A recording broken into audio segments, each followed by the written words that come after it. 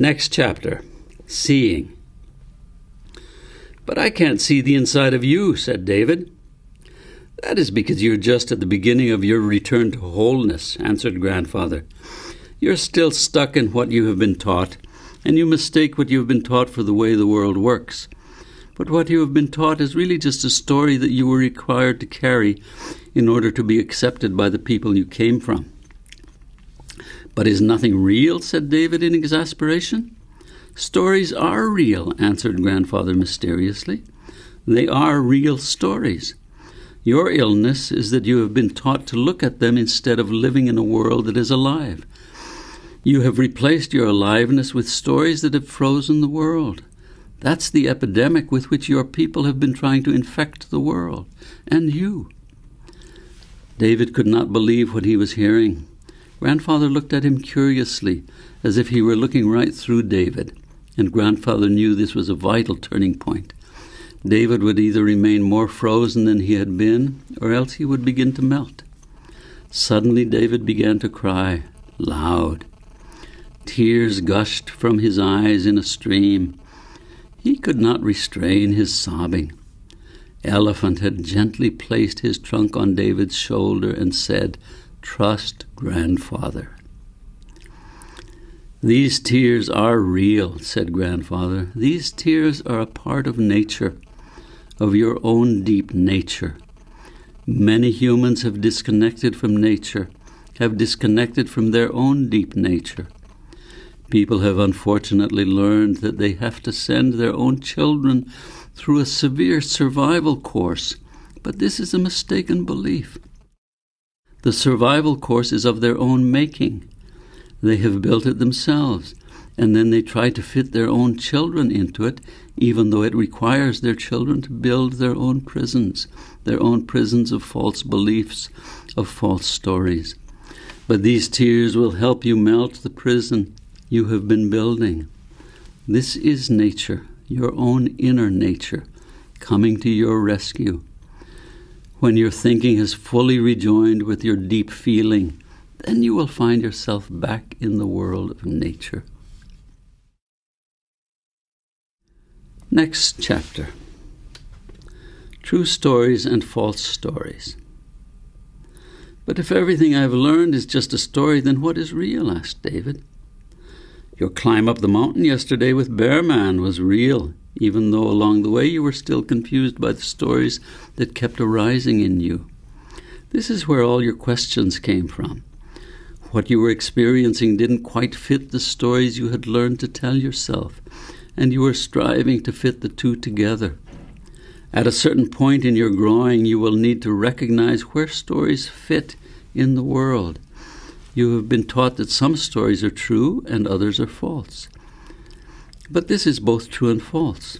All stories, whether we call them true or false, are just stories. And stories help us get around in the world sometimes, but sometimes they help us get lost in the world. And today many people are lost in their stories. One of the stories you had learned to carry was the story that you should never run around naked, and that you should hide your sexual equipment and be ashamed if someone else saw it.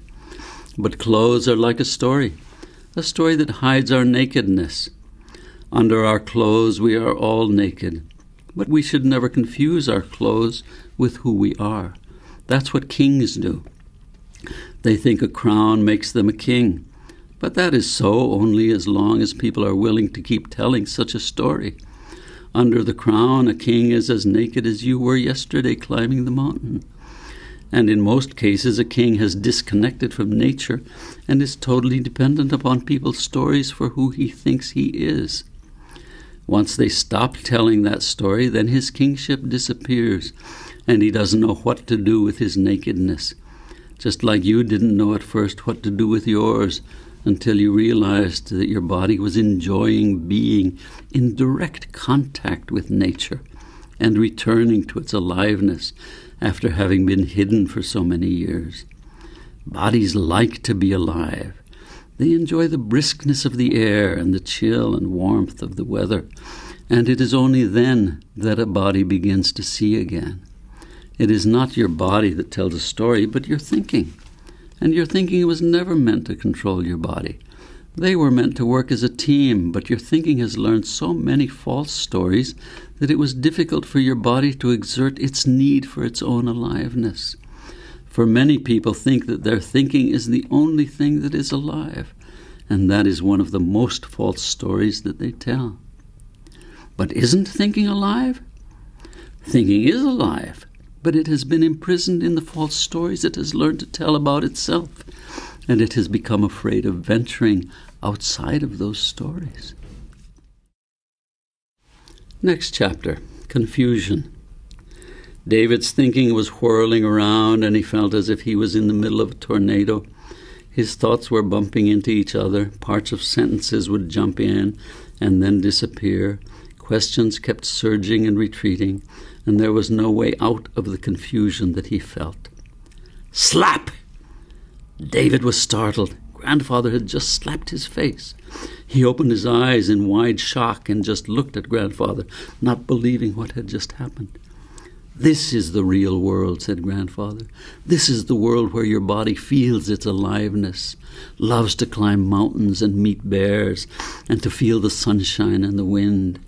Your thinking was just now spinning its wheels, and it needs to anchor itself in what is happening right now, this very moment. Pay attention to your breathing and feel your feet on the ground, and your thinking will slow down its frantic search. Thinking is not supposed to be in charge, but it does need to learn to be a companion. Next chapter, the different worlds. David's breathing was quick and deep, and he could feel his feet standing on the earth. Grandfather continued, we live in different worlds. Oh, I don't mean you and I, but that is also true. You live in different worlds. There are different worlds that you carry within you, but in you they have gotten out of balance. The people you come from have seen to that. They taught you to focus almost entirely on the world of thinking. But there are other worlds in you also, and these other worlds did not want to be excluded. The world where Gordy and Elephant lived did not want to be excluded. It is very strong in you. That is how it helped keep you in balance. But you knew if you told other people about this world, they would have tried to force it out of your thinking by teaching you false stories about it. So you were clever enough to hide it from them. And that world itself began to teach you about life in ways that no one else would. And that is the world through which you called to me. There are things about that particular world that you are just beginning to learn, but it is there to ensure your wholeness and to balance the other worlds in which you live. David could only stare with open eyes as he took this in. He still didn't understand how Grandfather knew about Elephant and Gordy, for he had never mentioned them to him. Next chapter, the sea. But that is enough for today. We will have many talks about the different worlds that you live in, but for today we've spoken enough. The world of thinking can only deal with a limited amount at a time. Today Bearman wants to take you in a different direction. Yes, said Bearman in a loud voice. Today we will go in the opposite direction. Into the sea, he said with a great big smile. They left Grandfather and walked along the beach for a long way. After traveling for several miles, they reached a small cove bounded by high cliffs. We can leave our clothes here, said Bearman. Bodies enjoy the sea as well as the mountains, with nothing in between. And it was true. David immediately felt the freshness of the wind on his body as he shed his clothes. Since Bearman only wore a bearskin, he was naked in no time. Don't forget to bring your equipment with you, Bearman said with a smile. Harry, Dick, and Balls don't want to be left behind. With that, he ran into the water and disappeared. David smiled as he remembered the embarrassment he had felt last evening. Today he felt refreshed and good about his equipment. He ran toward the sea, and as his feet met the water, he suddenly realized how cold it was. Bearman's head popped out of the sea and he yelled, "Don't think about it, just plunge in all at once. Your body will enjoy that." David dove in and realized he had never felt so chilled in his life, but his skin also felt tingly and refreshed. His head emerged from the sea and he realized he was panting. He could not seem to get enough air. His breathing was so rapid and so deep that he knew he had never breathed like this in his life. Bearman suddenly appeared at his side. "Your breathing needs practice," said Bearman. "You have kept it in a shallow cave. It needs deepening and quickening, and the sea will teach it all about that," he said with a smile. David didn't think he would ever get enough air, but eventually his breathing evened out. It was still relatively rapid and deep, but it was also more relaxed, and he realized that his body learned quickly. "Your body has longed for adventure," Bearman said, almost as if he had been reading David's thoughts. "But that home and school you were in had no room for adventure. It was freezing you in a rigid posture. You have needed the cold sea in order to help it return to its natural flexibility." Bearman then swam so far out into the sea that David felt he might not be able to return. David could barely see the small speck of a head in the distance. Then suddenly the head began moving toward David with tremendous speed. David was shocked. He couldn't understand how Bearman could swim so fast. And suddenly Bearman was right by his side. David was shocked. Bearman was sitting on a porpoise. The porpoise looked at David and smiled. "This is my friend, Seaman," said Bear. "We're old friends and we like to visit. If he likes you, he may also take you for a ride, but only if you talk to him and respect him. He is not a pet, and he is not a toy. He knows things that we will never know, and he sees your feelings very clearly. You cannot fool him or lie to him. If you try to, he will reject you immediately." David gently extended his hand and touched Seaman's forehead. He felt a thrill of energy course through him and understood this was Seaman's communication. "He speaks by sending his energy into me," thought David. The porpoise also made a soft, high sound, like the cooing of a bird, and David knew he had been accepted. Seaman nudged David into deeper water and then swam around and lifted David onto his back. David hugged him with both arms, and Seaman began to swim faster and faster, out and out, far into the vast sea. David was thrilled. He realized he had total trust in Seaman. Suddenly Seaman dove into the deep. David held his breath but opened his eyes. He was in a magical world, a world very different from his own. It was a fluid world with differing levels of elevation, like layers of water, and the colors were amazing. Schools of bright yellow fish swam by and looked at David and Seaman. Bright red coral formed shells, and deep green seaweed swayed between these shells. Luminous sea anemones responded instantly to David's touch, and eels and silver flat fish moved away as David passed. Suddenly David remembered he couldn't breathe here underwater, and it felt like his lungs were stretching, searching for air, but he knew it would be disastrous to try to breathe underwater. It felt like his blood vessels and body were expanding, reaching out frantically in search of air, and David felt himself on the edge of panic. Very suddenly Seaman popped out above the surface of the sea, and David took the deepest breath he had ever taken in his life. Breathing had never felt so good to him in his entire life, and he sensed Seaman enjoying this. He had helped David to meet his own boundaries and to more deeply trust. Then Seaman turned abruptly and began swimming toward shore at increasing speed. David held on with everything he had. The sea spray hitting his face was intense, and his eyes closed to tiny slits. Suddenly they were right beside Bear Man. Bear Man laughed and laughed. "I see you've made friends. The creatures of the sea have an ancient knowledge and a deep wisdom. They will be good teachers for you. People can only teach each other so much. The biggest teacher is nature and the universe. Your body has relearned the trust that it was born with. Seaman can see right through you, and he has accepted you completely." Next chapter, lunch. The sea had already passed its high point in the sky when Bear Man told David that they needed to prepare themselves to return to the village. "Roll in the sand and let it coat you until your body is warm again. Since you are still so pink, it will prevent the sun from burning you, and at the same time let your natural warmth return to your body. You can rub the sand off before you put your clothes back on, and we need to find you something more suitable to wear than those sheets of insulation that you're used to, something loose and comfortable that doesn't bind and enclose you, but we'll come to that." "I'm hungry," said David, who had eaten nothing since breakfast at daybreak.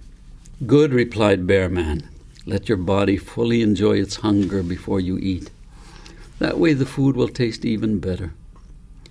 David wondered what food Bear Man was talking about, since they hadn't brought any food along with them. Bear Man waded back into the surf for a short distance, then bent over and pulled something out of the sea. It looked to David like a string of seaweed. He then bent back down and gathered several stones from the bottom and carried them back to the beach. "Here, you can chew on this," said Bear Man, handing David a piece of the seaweed, as he bit off a mouthful himself and began chewing.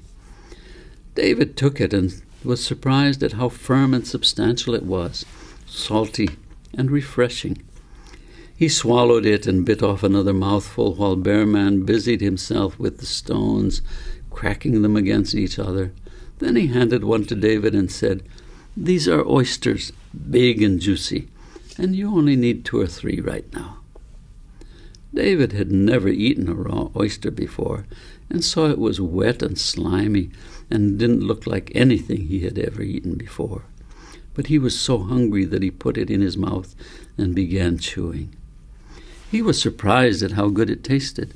David had never before eaten anything that had not come from his mother's kitchen or a restaurant or a store. After eating a second one, David realized his hunger was gone, and he felt good and refreshed. Meanwhile, Bear Man devoured 4 oysters himself, as well as continuing to bite off pieces of seaweed and chewing them thoroughly. "The sea feeds us well," said Bear Man, as he bowed down toward the sea and said, "Thank you, great sea, for giving us some of your bounty. We will always appreciate your generosity and love. Thank you." David said, "Who are you talking to? The sea can't hear you or understand you." "The sea hears and understands more than you do," answered Bear Man gently. David was puzzled to hear this, and began wondering if Bear Man was really a bit crazy. They walked back toward the village along a different path than the one they had taken in the morning. Bear Man walked fast and briskly, and David had to hurry to keep him in sight. Then suddenly Bear Man slowed down until David was alongside him, and he began talking in a very soft and gentle voice. "One of the stupid things you learned in your school was that the world cannot hear and cannot talk and does not understand. But that is all nonsense. The world hears very keenly, and it knows what is going on in it, and it hears well and understands deeply. We should not let our ignorance dictate what is possible. The world is alive in such a sensitive way that it would astound your teachers if they knew what it knows. Your teachers were lost in their own thinking, and it is such a limited place to be lost. They mistook their own ignorance for knowing, and tried to make you carry it along with them. But ignorance is dead and heavy. No one should be forced to carry it." David was surprised to hear this, but he recognized there was something luminous in what Bearman had said. And even if he himself didn't understand, he did know that there was much he had not learned. Now what he heard was that much that he had learned was just not true. He did not know that things were much more mysterious than he had ever realized. Next chapter, the dance. It was already settling into dusk by the time Bearman and David returned to the village. The air smelled rich and wonderful, and the sky sparkled with the first stars. David marveled at the clarity of the light in and around this village, and he felt fresh and interested in everything he saw and heard. An alertness seemed to permeate everything, and David felt more awake and alive than he had ever felt before. The feeling was warm and crisp and good. Rather than returning to the house where David had slept since he had arrived, Bearman said, "Tonight we go to the great hall for the dance." David thought about the dances that had been held at his school and was uncomfortable. He remembered his own awkwardness as he tried to dance with a girl, and they both stumbled around, while the teachers all watched with grins. He had felt like a biological specimen on a display, pinned to the board with all the other insects. So he told Bearman that he did not know how to dance, and he didn't even like to, thinking that Bearman would then let him just go back to his own sleeping place. "This is a dance that will wake you up and help you remember who you are," said Bearman mysteriously. "And the dance will happen inside of you. You will enjoy it more than any other dance you have ever known." David felt a shudder of fear when he heard this, and could see a sparkle of humor in Bearman's eye. Now David was even more perplexed. An enticing smell of freshly roasted fish filled the air, and there were other odors that David did not recognize. The great hall was suddenly before them, and David realized it was the largest building in the village. He was startled to see that the front of the house was a bear, a giant bear staring directly at him, painted red and holding its paws aloft. David sensed that the bear could see directly into him. The doorway into the building was a large circular hole, like a cave, in the bear's belly, and covered with a blanket on the inside. Bearman greeted the bear. "Hello, my friend. Will you swallow me whole tonight?" "Yes, good. I always love to be in your belly." And he crawled through. David hesitated. He was on the edge of not knowing, and he knew he could only trust Bearman, who was already inside the great hall. A strong shiver washed through him as he followed Bearman's lead and said, "Hello, Bear. I am terrified of going into your belly because I don't know what is inside of you."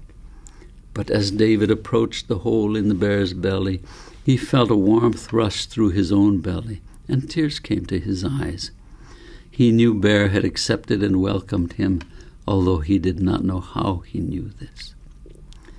Pushing the blanket aside, he crawled through into the belly of the bear. A long wooden platform stretched along either side of the long building, and at the opposite end there was a strange conjunction of wooden structures, like platforms, filled with figures and people. 3 fires lighted the inside, and David found it difficult to see. He looked around for Bearman, expecting him to be waiting on the inside, but he could not see him at all. David felt an urge to rush out of the building as 3 older boys approached him and said, "Welcome, little brother. Come and sit with us." David felt the warmth of their friendship as each of the boys reached out and touched him.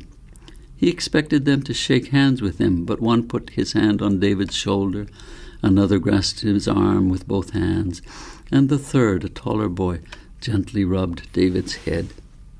They led him to one of the side platforms where they had apparently been sitting, and offered David a wooden bowl with a roasted fish in it. He ate hungrily as the 3 boys looked toward the end of the long building. Suddenly there was a hush inside. David realized that the building was full of the people of the village.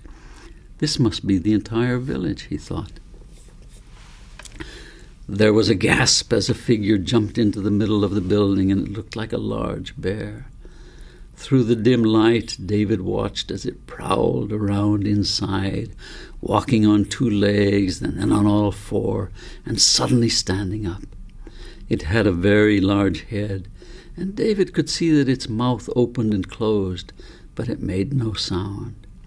As it came around toward David and the other three boys, its head suddenly opened up, and David saw that inside of the head was another animal that looked like a bird. He was startled, but before he could say anything, the face had closed again into the face of the bear. David sensed that his three companions were deeply moved, although none of them said anything. Suddenly another animal sprang into the center. This was a bird with a large head and beak, with outstretched wings and short legs, and it hopped around, opening and closing its long beak and making sounds like a screeching bird. Then one figure after another came forth, and David realized that this was the dance. He could only dimly see that inside of each of these animals was another animal, or sometimes a human face peeked out from inside the mask. The dance continued on to the sound of wooden drums that had a relaxing beat, although there was an intense alertness inside the building. Soon all the dancers seemed to be dancing in rhythm, although it was a rhythm like none David had ever heard before. He felt himself being both highly alert but also dreaming, and the figures merged into one another and then separated apart, and he was suddenly struck by the fact that all of these animals contained other animals within, and some contained humans within, and occasionally a human with a large head came out and danced around, and then its head opened to reveal an animal inside. David felt something strange happening within himself, inside of his own knowing and feeling, and he realized that all of these beings were dancing inside of him, and that he held an ancient flow of animals, people, beings that easily changed from one into another. He also understood that his own aliveness was ancient and mysterious, and that it had its own knowing already inside of itself. But it was not the knowing that one acquired from books, but a much deeper, living knowing that was like an inner dance. He also knew instinctively that this dance had always been ongoing, and that the dance carried him from inside, even though he had not known anything about it. It had been covered over by everything his parents had taught him, by everything he had learned or thought he should learn at school. He also understood that this inner dance frightened the people he had lived with until 2 days ago, because it did not follow the rigid rules set up by people, but it had its own way of being, and that this way was much more of a fluid dance than anything that his own people had known about. Suddenly David felt Elephant's gentle trunk on his own shoulder, and he realized that Elephant and Gordy lived in this same place, the place of the great dance, and that they had both been trying to awaken David to the existence of this unbelievable realm. Next chapter, the new awareness. The next morning, David awoke with the sun. He felt deeply invigorated. He knew now that there was a deep, living knowing inside, and that most people in the world were asleep to this aliveness. It was a place of living knowing that was so different from the dead rigidness of schools. He also understood that this was the place Grandfather and Bearman had been trying to wake him up to. He understood that this realm had always been there, had been there before he was born, and would be there after he died. It was a dance that united all people, that united all beings, that united everything in existence. There was nothing it did not know, but the knowing was not the knowing of words, but the deep knowing of bodies dancing, of rhythm and change and transformation, of movement and music, of wonder and mystery, and of trust. This is the end of Book 1, Nothing is Nothing, written by Steve Gallegos and read by Steve Gallegos. I invite you to continue on with Book 2, Something is Something.